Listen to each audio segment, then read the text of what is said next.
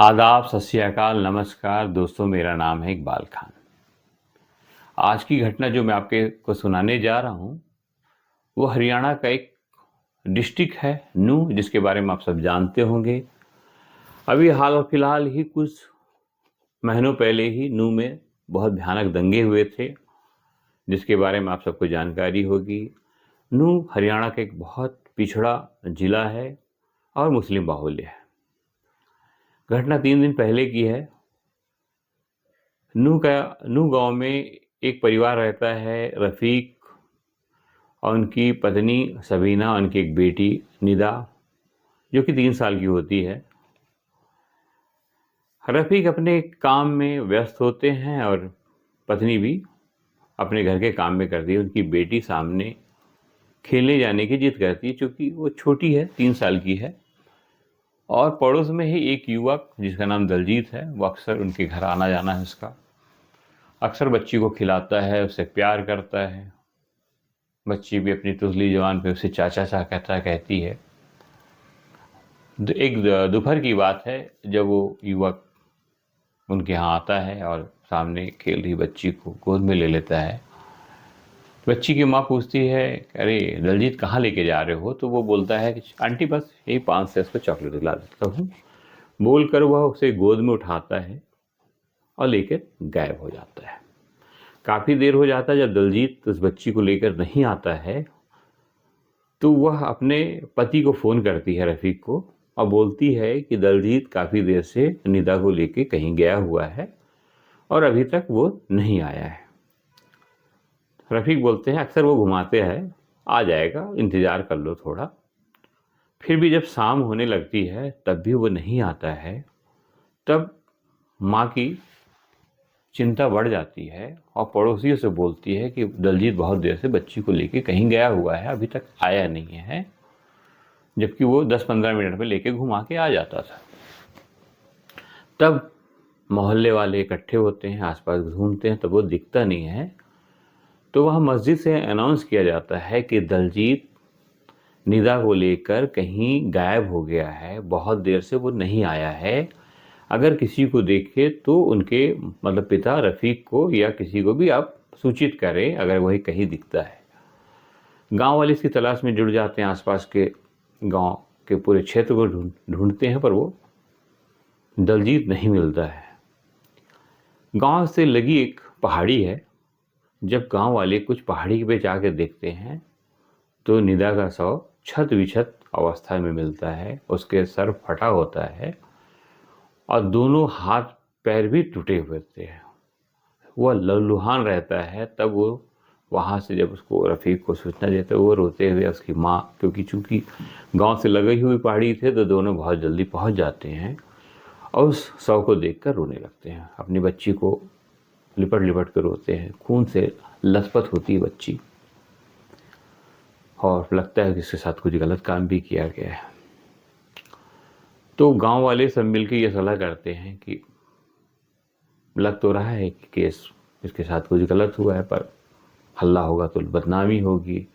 इस डर से वे सीधा कब्रिस्तान में जाते हैं। उसको जो मुस्लिम पद्धति से उसको कफन दफन करने के बाद जैसे दफनाने की पूरी तैयारी करती हो, तो जैसे दफनाने की प्रक्रिया में लगे होते हैं तो तत्काल पुलिस पहुंच जाती है।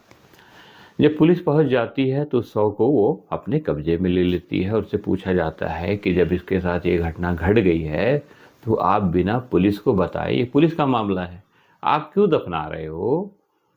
उनके पास, उन जितने लोग शामिल थे उनके पास इसका कोई जवाब नहीं था। पुलिस उस कब्जे को शव को लेने के बाद अपने कब्जे में लेकर उसे पोस्टमार्टम के लिए भेज देती है। और जो परिवार वाले का कहना था कि हाँ दलजीत लेके गया था, तो पुलिस की 20 टीम उसके पीछे लग जाती है। आस पड़ोस के इलाके के पास देखा जाता है तो जल्दी दलजीत वहाँ नहीं मिलता है। पास के गांव जो कि थोड़ा सा नूंह से बड़ा है, उस एरिया में एक बस स्टैंड पे जब उसे देखा जाता है तो पुलिस काफ़ी सक्रिय होती है, उसे पकड़ लेती है। तो उससे पूछा जाता है तो वो, जैसे सब अपराधी होते हैं, अपराध करने के बाद सब बोलते हैं कि मैंने नहीं किया है। दलजीत भी उसी प्रकार से बोलता है कि हाँ वो बच्ची को मैं खिलाता था, प्यार करता था, उसे चॉकलेट दिला के उसके घर के सामने ही छोड़ के मुझे काम था तो मैं यहाँ आया हूँ। पुलिस उसकी इस बातों से तो वो पुलिस इसकी इस बात को तो सब मानने को तैयार ही नहीं थे। पुलिस उसे गिरफ्तार कर थाने में लेके आती है और उस पर सख्ती करती है। जब उस पर सख्ती की जाती है थोड़ी देर के बाद वो टूट जाता है और टूटने के बाद वो बताता है कि उस लड़की मेरे को बहुत अच्छी लगती थी, मैं उसे प्यार करता था और किस वगैरह करता था, अच्छा लगता था, उसे चॉकलेट दिलाया। उस दिन मेरे दिमाग में कुछ फितूर करने को मन किया। आसपास का इलाका देखा, लोगों की आवाजाही थी, तो मैं पास की पहाड़ी में उसको लेके चला गया। उसके साथ मैंने गलत काम किया। जब गलत काम किया, छोटी सी बच्ची थी, रोने लगी, ब्लीडिंग होने लगी, तो मैंने डर के मारे कि बता देगी, वो अपनी तुद्दी जवान में बोली, चाचू चाचू ये क्या कर रहे हो, मैं मम्मी को बताऊँगा, पापा को बताऊँ। मैं डर गया। अब मैंने डर के उसे उस बच्ची को उस पत्थर पे पटक दिया तो उसके सर फट गया और हाथ पैर टूट गए। 2 बार उसे उठा उठा के पटका। बच्ची ललुहान हो गई और कुछ देर के बाद वो ख़त्म हो गई, तड़प के। जैसे हो गए, मैं चुपचाप पहाड़ी से उतरा ताकि कोई मुझे ना देखे और मैं गांव के बाहर निकल गया। अब बस स्टैंड में किसी बस का इंतज़ार कर रहा था कि ताकि मैं वहाँ से कहीं दूसरी जगह चले जाऊँ, फिर कुछ देर के बाद घूमने के जब मामला थोड़ा शांत हो जाए तो मैं वापस आ जाऊँ। जब ये पूरी जानकारी पुलिस उनको देती है कि ये हत्या किया और ऐसे ऐसे हत्या किया, तो उनके माँ बाप का जब सुने तो उनका दिल दहल गया, रोने लगे कि एक मासूम मेरी बच्ची, उसके साथ इतना अन्याय उसने किया, इतना घृणित काम किया। हम सपने में नहीं सोच सकते थे कि ये युवक जो हमारे घर के एक सदस्य जैसा था, जिसका हमारे घर में आना जाना था, वो ऐसा घृणित काम करता है। उसे तो सजाए मौत मिलनी चाहिए। ये उनकी मतलब पिता और रफ़िया का ये कहना था।